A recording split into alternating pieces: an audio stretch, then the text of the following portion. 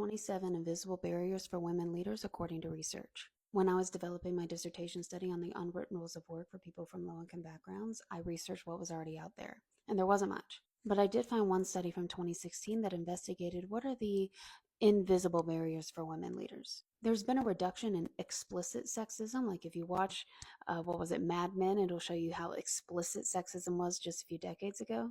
And there are certainly exceptions in this day. But these researchers and many women would tell you sexism didn't just go away, it got rebranded. So what does that look like? Well, the researchers did a literature review of all the existing literature on the subject and identified 12 barriers for women. And then they interviewed executive level women leaders and they found the rest of them.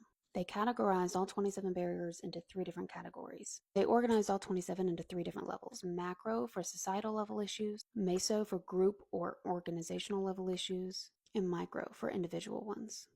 Go ahead and pause this video and see if any of these look familiar. I'll talk about a couple of them in more depth. At the top of the list for macro issues is controlling women's voices, such as restricting when and how they can contribute to the conversations. And the example quote is, "I want it to be more of a conversation, but the men have commented more than once that it feels to them like I'm interrupting them and I should wait until they're finished and then I can talk." An example of the meso that I also found in my unwritten rules study for people from low-income backgrounds is the devaluing of communal practice, which is also what I called the shift to independent values, which is the lack of acknowledgement, support, and respect for communal activities and organizations. Example quote, "My male colleague didn't like my management style because he thought that I was not forceful and demanding enough.